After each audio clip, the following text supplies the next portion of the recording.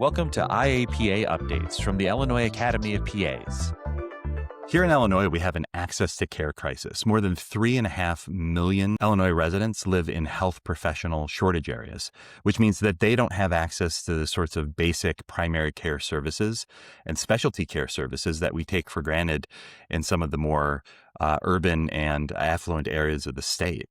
PAs are part of a solution to that problem. And here at the Illinois Academy of PAs, we think that we have some good ideas about how we can expand access to care through modernized PA practice. And today I had the opportunity to speak with Deborah Epstein, who's a PA here in the Chicagoland area practicing interventional radiology. And we talk about her thoughts on how PAs improve access to care in her practice and expanded access to care in primary care in general and how PAs contribute to that. So please stay tuned here for my conversation with Deborah Epstein, PAC. So typically when we think about access issues and how PAs can expand access, what we're thinking about are rural communities or communities where there isn't a lot of healthcare. But what we actually understand, those of us who work in more urban centers, is that access can be an issue even at bigger hospitals, right? Yeah, absolutely. I mean, I think especially coming out of the COVID pandemic, it was really a crisis for healthcare where, urban, suburban, really almost every kind of setting, especially here in Illinois, was affected. And there's lack of access to care across the board, getting into primary care, getting into urgent and emergency care. We see longer wait times. And then even those of us that work in specialty fields, there's long waits for procedures and visits with specialists as well.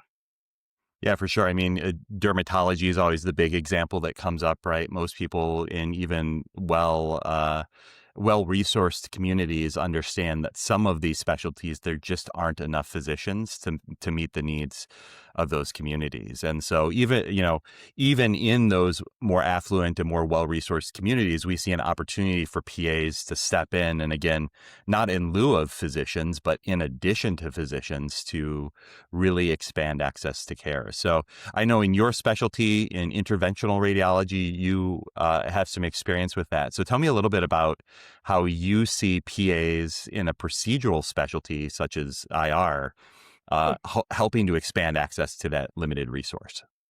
Yeah, absolutely. I think I've really, been honored and to be able to expand access to care where I work in interventional radiology because it is an area that's in growing demand. We do more and more things in interventional radiology, and there are not enough providers.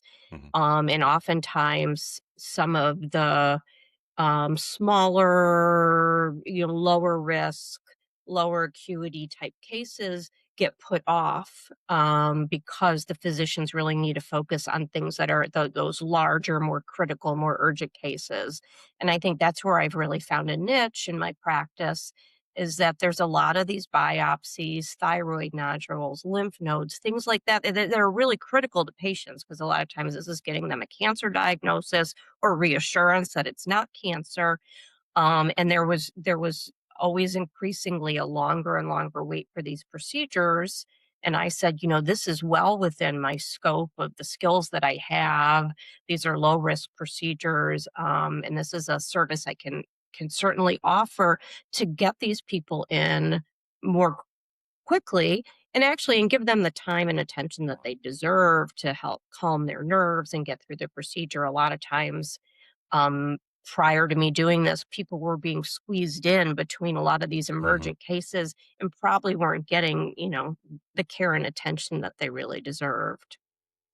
Yeah, you brought up a lot of really good points there, and I want to unpack it a little bit. So, I mean, when we think about how health systems think about the economics of healthcare, right? There are metrics around productivity and sort of the value of care, and sometimes the priority is given to those procedures that are maybe not just more important to the patients or more critical from an acuity standpoint, but maybe are greater revenue generating, right? But when you zoom into the patient level, to that individual patient that needs that thyroid biopsy or needs that diagnosis, right? That may seem like a minor procedure to us at a system level, but to that individual patient, it can make a really big difference. And so when we think about how can PAs really impact care, it's not just about the numbers and the throughput, but it's actually the impact on the patient as well.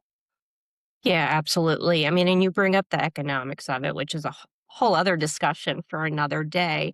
But I do think that that's where PAs and other APPs can really be critical. Is some of these procedures that do reimburse lower, there's a higher profit margin to have a physician assistant perform those procedures than paying a physician who honestly, their skill set. Um, it goes beyond what is needed for those procedures. And so, Yeah. and unfortunately, at the end of the day, medicine is business. You got to keep the lights on, as they say. And so I think that's a really smart way to be sure that the physicians are being the best utilized, and then allowing the physician assistants to do some of these cases that are not big revenue generators and also, lower acuity. Yeah, it's the thing that we see when we look at the numbers about, not just APPs or PAs in procedural areas, but just sort of writ large. When there's this argument that you hear sometimes that PAs are somehow taking patients away, like that's an either or sort of comparison, right? Who would you rather be with, the PA or the physician? When the reality is it's not usually an either or kind of situation. What we see is that when PAs are allowed to practice and are added to teams, that sort of a rising tide lifts all boats, right? We see more Right. patients are getting access, and patients across the spectrum are getting access, right? Yeah, that's exactly right. And so, I mean, I think that it allow by me doing these procedures, we get more of those types of procedures in. So we are doing more biopsies because I'm working parallel to the physician who's now also freed up to do more of these, higher level cases, that their day isn't chopped up into these smaller blocks with all these other cases in the mix. And I've seen Mm. that through the years in my practice, that the physicians that I work for have increased the types of cases they do. They do a lot of cutting edge interventions that previously we really just didn't have the time to offer. And so, it's allowing everybody to participate in expanding access in all the directions. Yeah, it's using teams, right? PAs Correct. working along with physicians and technicians and nursing and, really expanding access. So, I mean, this is sort of a micro example of what we're talking about at the state level about how PAs can expand access to care. And again, the argument is sometimes packaged as an either or, as if we're taking patients away from physicians, but really that's not about what it is. It's about getting patients to um, the right provider at the right time, or the right clinician at the right time, and making sure that we can provide those services that are critical to them. And the economics is not to be downplayed either, right? We got to Mhm. move people through the system. We've got to generate revenue at the end of the day to be able to provide those services. But adding PAs doesn't detract from any of that. It's only additive, and we really do see the benefits. Absolutely. And I mean, I think our numbers and statistics in my practice have borne that out.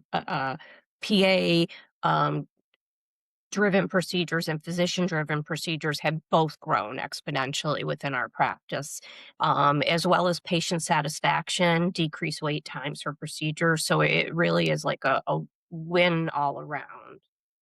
So we've been talking about access to care in well-resourced systems and specialty care, but what we know is that primary care is also affected by access issues, right? Here in Illinois, we have more than 3.5 million or so Illinois residents that live in the so-called health professional shortage areas, right? The federally designated regions of the state, which is most of the state of Illinois, honestly, that doesn't have access or immediate access to basic primary care services. So this is something that we're experiencing in every community, and it's not just specialty care anymore. We know that physicians, particularly in primary care and family medicine, are retiring, and newer physicians are coming up and going into specialty practices or just not being drawn to primary care and family medicine the same way that they have in the past. So, what are your thoughts around those kinds of access issues, and how have you sort of experienced them in your practice and in your, community as a patient? Yeah, I mean, that's the thing is that even me as a healthcare provider, it's become more and more challenging to find primary care providers.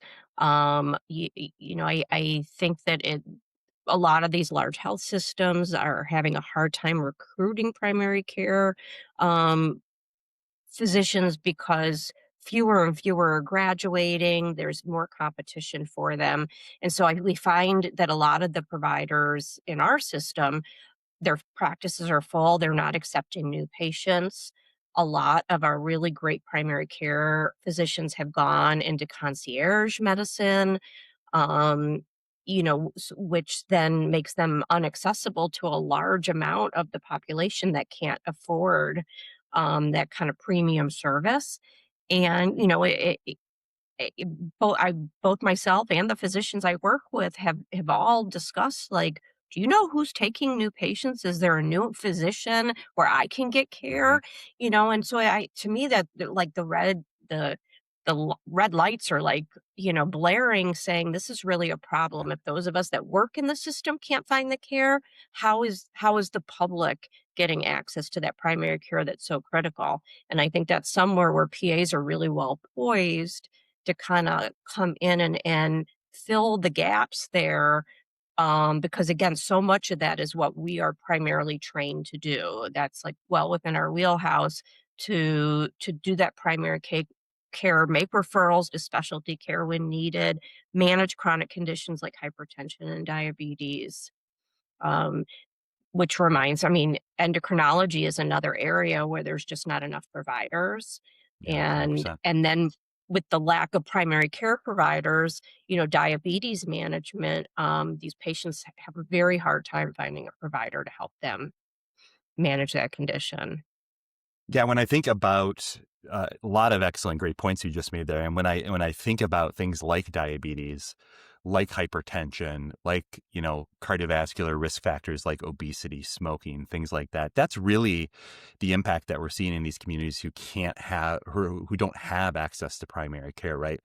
These are the conditions that Illinois residents and frankly residents, citizens across the United States are suffering from in these communities. And these are the types of conditions that PAs are well trained and well educated to be able to treat and really make an impact, right? So, I mean, some of the statistics that we've heard recently that are striking is that, Illinois is scheduled to have a shortfall of physicians of over 6,000 in the next 5 to 10 years.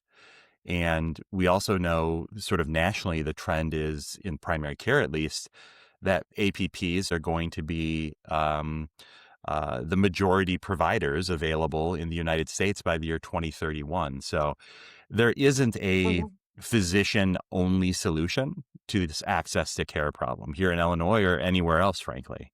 And to your point, the kinds of diseases that we see, diabetes, hypertension.